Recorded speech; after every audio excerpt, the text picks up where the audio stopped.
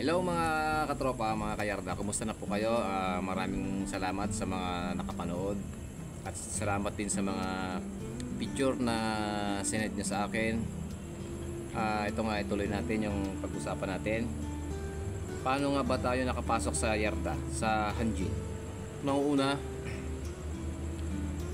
nagkaroon sila ng pa-training.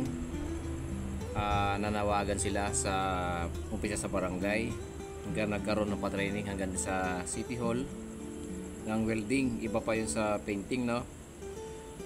Sumunod, pagkatapos ng nagkaroon ng training sa City Hall, nagkaroon talaga sila pa-training mismo sa yung mismong Korean, mga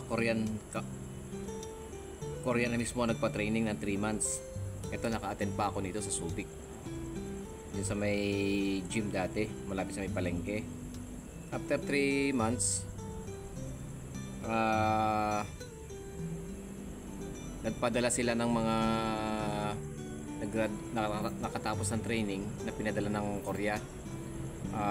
Batch 1, batch 2, batch 3, nakarating ng Korea yung mga yan. Bali ako, batch 4 ako. Sa batch 4 meron kaming nasa 200 plus. Then papunta na sana kami ng Korea noon para mag-training kami ng 3 months. Ako noon 4 na araw na lang pa-flight na ako. May passport na ako eh.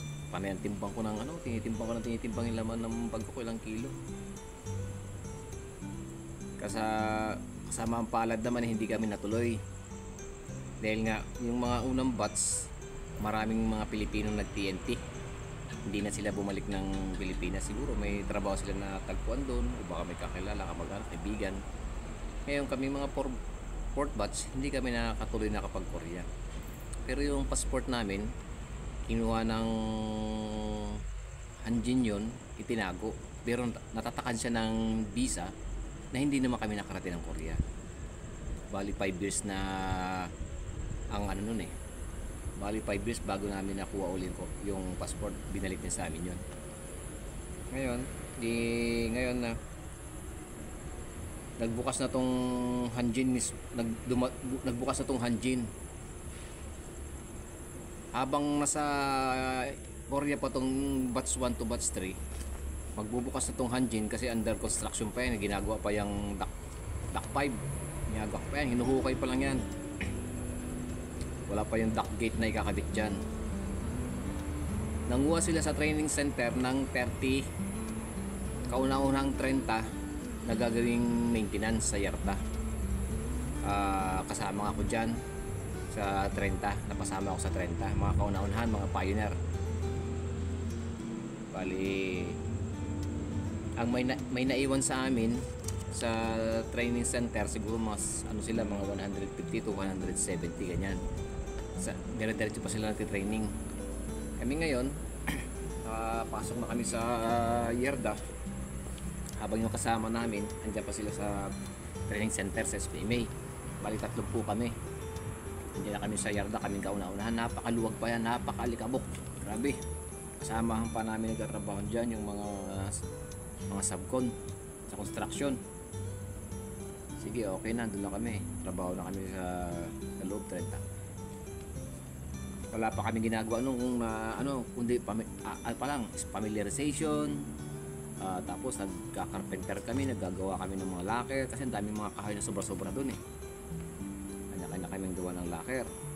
Ngayon medyo nahati-hati na. Ito sinasabi sa inyo, nagkahati-hati na. Sa 30, sa 30 na yan, kailangan makumpleto ang bawat. Ibig ko sabihin, yung 30 kami, kailangan mahati-hati yan. Kasi ang maintenance, marami sa sakop yan. May electrical, may gas, may compressor. Ano pa bang sakop nya? Gas, compressor, electrical, main power station. Basta dinivide siya, hinati-hati kami. Sa substation merong 8 yata napunta, sa yard electrical 7 yata, sa gas nahati-hati. Ngayon nirurubing namin yan, kanya-kanya kaming designation sa trabaho.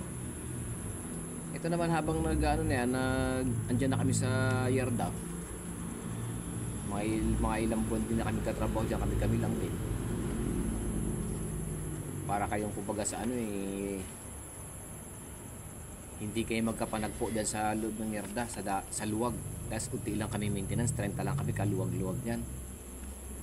Habang nag-ooperate na siya, wala pang nang gumagawa ng mga shipbuilding dyan, wala ka pa nakitang mga gumagawa ng mga ano dyan, mga plate, mga nagwe-welding, wala.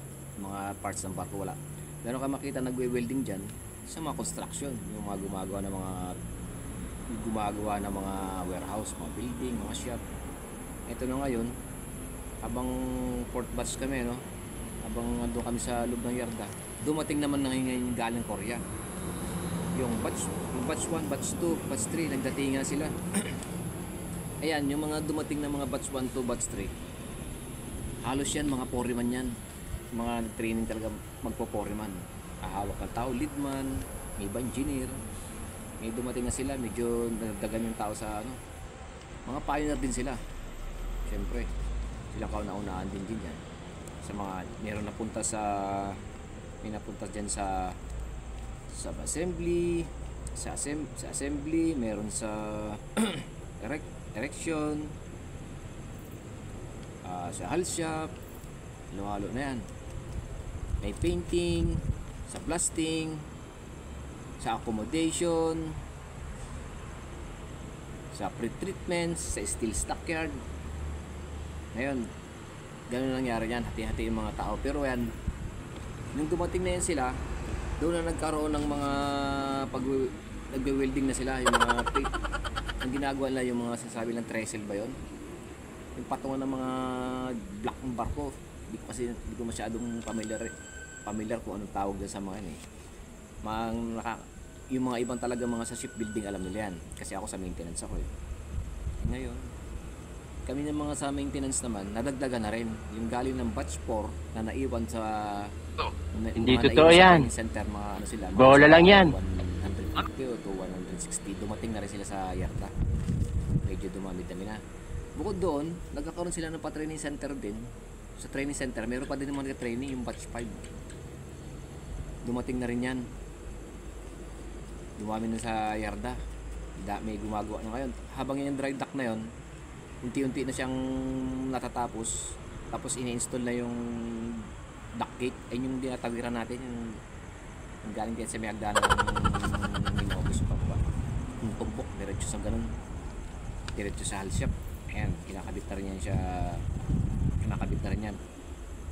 Meron akong gustong basahin mga artikulo rito hango sa yung history ng Hanjin, pero mahaba-haba rin kung babasahin pa natin.